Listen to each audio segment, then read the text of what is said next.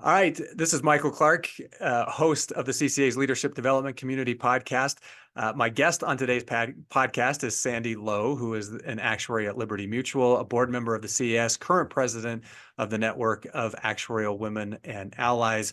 And in our past two segments, we talked about Sandy's career progression and why she loves being an actuary. We talked about the Network of Actuarial Women and Allies. In this segment, we're going to talk more about Sandy's experience with volunteering and leadership. If you catch those other the other segments of this podcast, you'll see that Sandy's been heavily involved from a volunteer standpoint with various organizations within the profession. And I want to see and get from you, Sandy, during this segment, like some of the things that you have gleaned from your roles in volunteering within the profession. So what have you learned from volunteering in the profession, and whether it's the CAS board, NAWA, and the other things that you've been involved with? What takeaways do you have? Yeah. So I would say one of the biggest things I've learned is that everyone is something valuable to bring to the table. For me, NAWA was pretty much my first attempt at volunteering. I surely did not feel qualified to lead an organization, much less start one. So that was definitely, a leap of faith, but I had a perspective to offer. And I had passion and I was willing to try, to learn, to put my best foot forward. And from my experience, I found that that was more than enough. And I think that's really key. Being willing to raise your hand and trust that you have something valuable to offer is sometimes the hardest part. Um, at NAWA, we have volunteers with decades of experience who absolutely offer a lot. We also, on the other hand, have had some volunteers start with us while they were in college, and these volunteers have contributed in ways that are just as meaningful to the success of our organization. And I think the beautiful part is we all have something to learn from each other's differing strengths and perspectives and experiences too. I love that. And I 100% agree with that notion too, that everyone's got something to contribute, even if it's just a differing perspective on what's currently being done, especially when we start talking about even generational issues, especially you mentioned like volunteers with decades of professional experience and those with just a few years, like they're going to have different perspectives on things that are both very valuable. Yeah, absolutely. And I think being able to have those conversations, and I think it's also like on us as an organization to value all of those equally. And I think that's what helps us to get better. And I think that's something from the beginning that was really that we tried to be very intentional about is how do we help, folks from lots of different levels of experience, from lots of different backgrounds, get exposure and have the opportunity to be leaders at NAWA too. Yeah, absolutely. And that's very much in line. If you go and read the mission statement for the Conference of Consulting Actuaries, it's all about connecting established and aspiring leaders for all the reasons that you've mentioned and apply to NAWA as well, because there are things that you can glean both from the experience side of things and those that are aspiring. They have different viewpoints, different perspectives that are all valuable for sure. And when you think about how you're volunteering, I mean, you mentioned like it's kind of funny. Not a lot of people out of the gate in their volunteering experience are like, you know what, I went out and created a non-for-profit organization and I've been on the board and now I'm president of, and that's how I started my volunteering work. Yeah. That's not maybe your typical route there. But I'm sure that by going through those experiences, you've learned a lot and it's influenced your leadership style as it relates to how you show up at work and the other endeavors that you have in your life. When you think about how volunteering has influenced your leadership style, what would you tell people? Yeah, I think it's definitely evolved. And in a way, I think it's interesting. Like it's evolved with NAWA. So the first year when we started NAWA, we were really reactive and tactical. And I think that was something that I was comfortable with. We were operating from day to day, trying to get as organized as quickly as possible, trying to act on as much as we possibly could. So we were very excited. We had so many ideas, and we would find ourselves often wanting to implement most every good idea we came up with. The problem with that is It's a quick recipe for burnout and chaos if you don't have a clear vision and direction. So about a year ago, we set aside time to develop a long-term vision for our org, and I've seen my leadership style shift from more tactical to more strategic as a result. I think that our long-term vision has helped me really as it serves as more of that guiding light for a lot of the decisions that we make. I often find myself asking, how does doing this help us get closer to our goal? Or how can we tie X, Y, and Z back to our foundational principles or the pillars that we set up? And I think it's been a cool muscle to strengthen personally. And I think that this shift is also influential on my new role as board member of the CAS, where I've really needed to focus more on strategy rather than execution. I love that actually. I actually jotted that down because I think, especially within the actuarial profession, we tend to be, and I'm not saying I'm generalizing here, so take that for what it's worth. But I think we tend to be more tactical just by Yeah. nature. It's about getting things done and getting things done right and getting into those details. But I would 100% agree with what you said, and I've experienced this myself, and largely in part because of my volunteer work, both within the Yep. profession and without, that has actually helped me to develop that strategic mindset and being able to take a step back and say, hey, what are we trying to accomplish? How are we going to get there? Then you can put the tactical plans in place, but always with that vision of what are we trying to become and how are we going to get there and what are things going to look like when we get there. A lot of times, for me at least, that's manifested itself, I think, in learning to ask different questions Yep. of a group, Absolutely. right? No, Yeah, but and I think you really hit the nail on the head. Like as actuaries, we we go through these exams. It's very like step by step. mhm. I think that's kind of in some ways how we're wired. And to exactly what you said, I feel like for me, building this skill, doing it through volunteering is almost like a safer way to do it too. Like I feel like it's been a really safe space to kind of learn, see how others do it, and kind of experiment with it as well.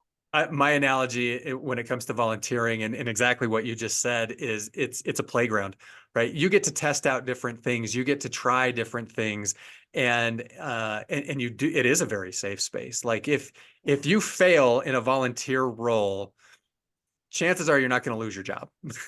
Yeah.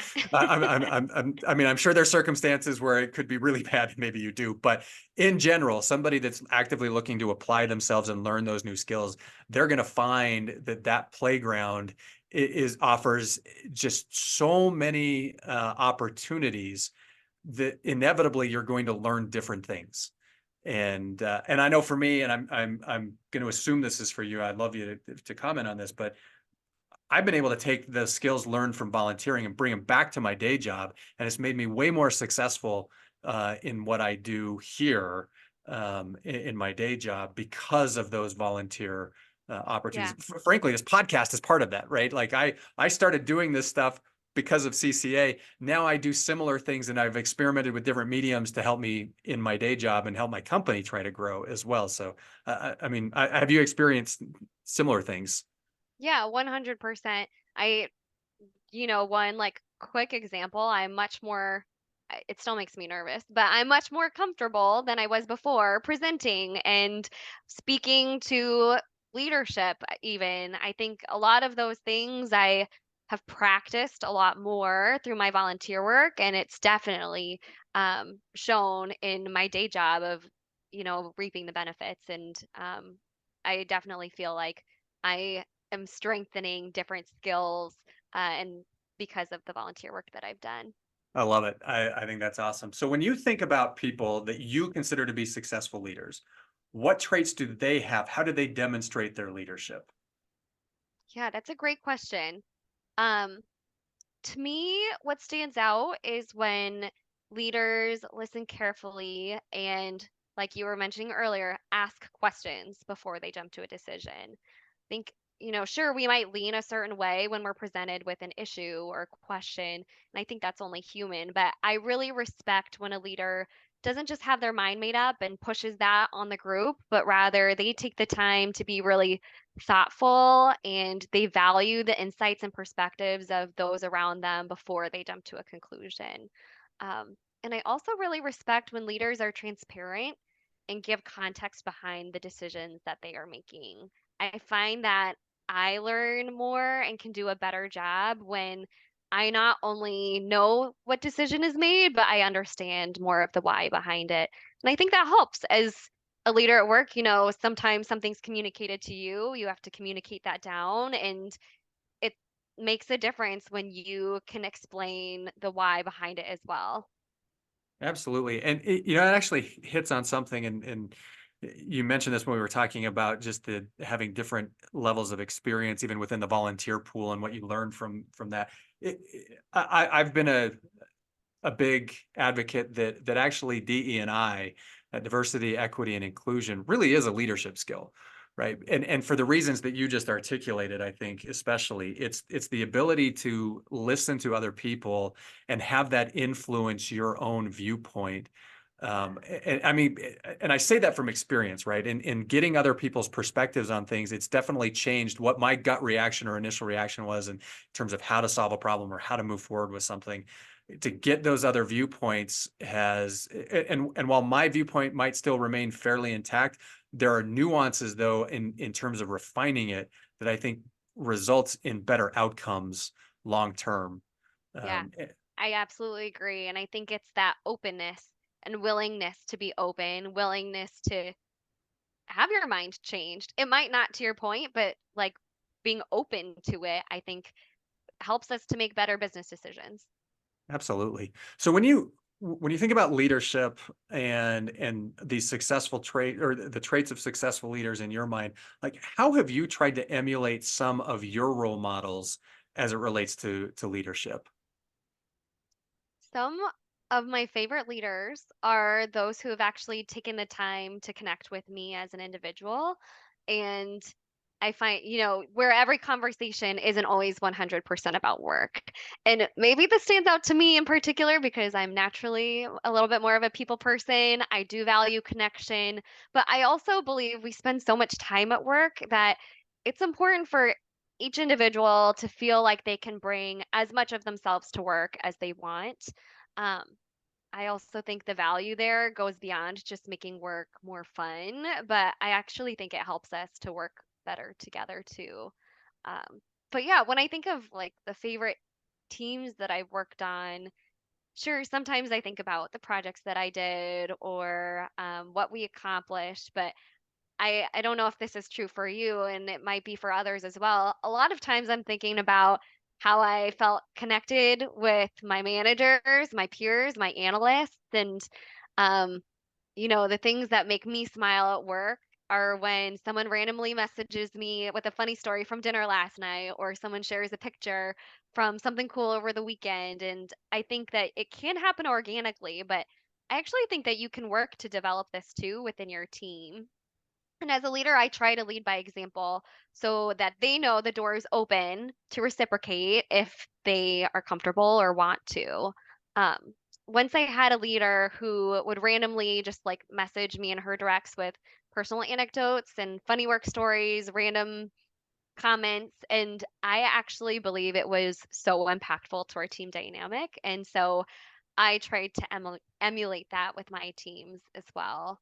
Um, yeah, I know that for some, like sharing personal things, some might have a boundary with work too, and I think that's absolutely respectable. I actually don't think you need to even require that for this to be successful. But sometimes, I might even send a reaction to an announcement that's happened at work, or I might see a random news story and, send a message as if we were all sitting in the office together, just like, oh, did you see so and so this happened? And I just kind of feel like those small examples slowly help to foster a little bit more of that team dynamic, but might be a little silly. I think it makes a No, difference. it's not silly at all. Like I actually love that you brought that up because it's something, and I think especially within the actuarial profession, a lot of times we can be head down, get the work done, just by nature. But there's plenty of research out there that supports the idea that you're putting out there, which is some of that informal personal connection actually in a team environment can make you more effective. Oh yeah. And it's funny because it's counterintuitive, right? So you're telling me I'm going to spend part of my day chit-chatting about other things that's not Right. work, and that somehow is going to make my work better. Yeah, but Um, I think that when you feel that level of connection or you understand someone a little bit better, you are more likely to ask them for help. You're more mhm. likely to challenge them if you disagree. Um, you're more likely to just be open and honest when you're having more of those business conversations. And I think that's really where, like I said before, I think that it's more than just about having fun at work. I really do think that it impacts, the business results as well. And I do want to tie it back to leadership because I often do think that teams are looking to their leaders to kind of set the tone, and they're looking to their leader for cues on what the dynamic will be. So personally, I'm always especially mindful of this with teams that I work with or teams that I lead, um, that I want to set a tone where if you want to, we can have this kind of dynamic and team relationship as well, because I do think it adds value. No, absolutely. I 100% agree with you. Let's talk a little bit about leadership within the actuarial profession and specifically looking forward. What do you view as the imperatives for future successful leaders within the actuarial profession? Yeah, I would say flexibility and adaptability are really important. Um, Things are changing so quickly in our profession. I feel like techniques are getting more advanced by the minute, and the problems that we're solving are becoming increasingly more complex. Um, I do think it can hurt to be rigid, and to be successful in the future, we can't always approach and solve problems the same way that we did in the past. But rather, I think we need to not be afraid to lean into change when it makes sense. Um, and sometimes that might mean taking a risk. Sometimes that might mean taking the lead, and pioneering a new frontier. It can look like a lot of different things, but I think just being brave enough to try something new or to think outside of the box will really help, a leader go far. No, I love that. And 100% agree with you on that as well. I want to thank my guest today, Sandy Lowe. Sandy, if people want to connect with you or with NAWA, what's the best way for them to reach out? Yeah, please. You can find me on LinkedIn, so I would absolutely love to connect there. You can email me at sandy@nawaactuaries.org. I'm happy to answer questions about anything we discussed today. And I again would encourage those interested in learning more about NAWA to visit our website, nawaactuaries.org as well. Excellent. And highly encourage people to do that. Look for those volunteer and sponsorship opportunities and just the ability to participate with what NAWA is doing. You're obviously doing great things and have a great mission that I hope a lot of people can get behind and support. Yeah, thank you so much for having me. This was a great conversation, and I've really enjoyed it. So Yeah, thank thank you, you. Sandy. So the leadership development community is open to any actuary. You can reach out to the CCA to join. I want to thank Shannon Peterson of the CCA staff for helping to organize this podcast event today, and join us for upcoming CCA events and follow us online on social media and our website. Thanks, everyone.